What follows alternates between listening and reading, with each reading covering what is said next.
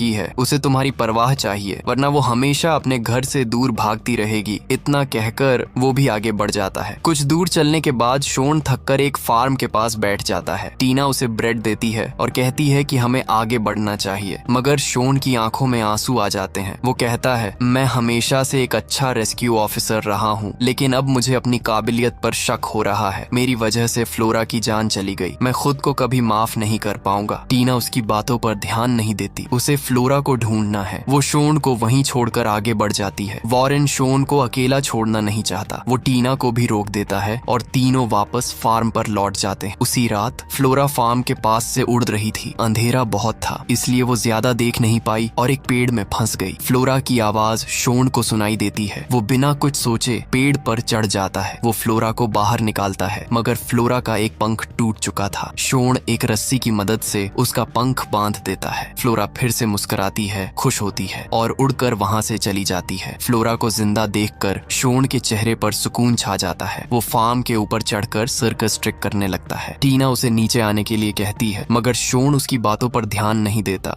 अचानक शोन का पैर फिसल जाता है और वो जमीन पर आकर गिरता है, मगर खुशकिस्मती से उसे ज्यादा चोट नहीं लगती। वो कहता है, मैं इतने वक्त से यही समझ रहा था कि फ्लोरा को कोई ईगल उठा ले गया है, पर ऐसा कुछ नहीं हुआ। मैं रात को फ्लोरा से मिला था। ये सुनकर टीना हैरान रह जाती है। वो पूछती है, मुझे यकीन नहीं हो रहा कि तुमने फ्लोरा को देखा। उसे कहीं चोट तो नहीं आई? और अब वो कहाँ है? शोन कहता है, तुम्हें फिक्र करने की कोई जरूरत नहीं। फ्लोरा बिल्कुल ठीक है। उसका सिर्फ एक पंख टूटा था, पर मैंने उसे ठीक कर दिया। उसके बाद वो उड़कर यहाँ से चली गई। टीना वॉरेन से कहती है, मुझे समझ नहीं आ रहा वो हमें छोड़कर बाकी सबको क्यों नजर आ रही है। मुझे तो लगता है वो समंदर पार करके कहीं दूर चली गई होगी। वॉरेन जवाब देता है, तुम कैसी बातें कर रही हो टीना? फ्लोरा अभी इतनी बड़ी और ताकतवर नहीं है कि समंदर पार उड़ सके। उसकी हालत ठीक नहीं है, इसलिए हमें कुछ भी करके उसे ढूंढना होगा। ये कहते हुए वो फार्म से एक बाइक लेता है और टीना के साथ आगे बढ़ जाता है। टीना टेलीस्कोप की मदद से आसमान में फ्लोरा को ढूंढने लगती है। थोड़ी दूर जाने पर उसे फ्लोरा दिखाई देती है। वो दूसरी बर्ड्स के साथ उड़ते हुए समंदर की तरफ जा रही थी। वॉरेन और टीना भी तेजी से बाइक से समंदर के किनारे पहुंचते हैं। वो दोनों फ्लोरा को पुकारते हैं, पर वो उनकी आवाज नहीं सुन पाती। फ्लोरा माइग्रेट कर रही बर्ड्स के साथ समंदर के उस पार जाने लगती है, मगर रास्ता लंबा था। थकावट उसे बहुत ज्यादा हो रही थी। आराम करने को कोई जमीन नहीं थी और इसी थकान में फ्लोरा समंदर में गिर जाती है। फ्लोरा के जाने से टीना टूट सी जाती है। वो समंदर किनारे बैठ जाती है और फ्लोरा के लौट आने का इंतजार करने लगती है। वॉरेन कहता है, टीना, हम फ्लोरा को उसकी मर्जी के खिलाफ अपने साथ नहीं रख सकते। उसे जाना था, इसलिए वो चली गई। अब तुम्हें भी उदास नहीं होना चाहिए। टीना जवाब देती है, मुझे इस बात से कोई शिकायत नहीं कि फ्लोरा चली गई। बस इस बात का दुख है कि वो आखिर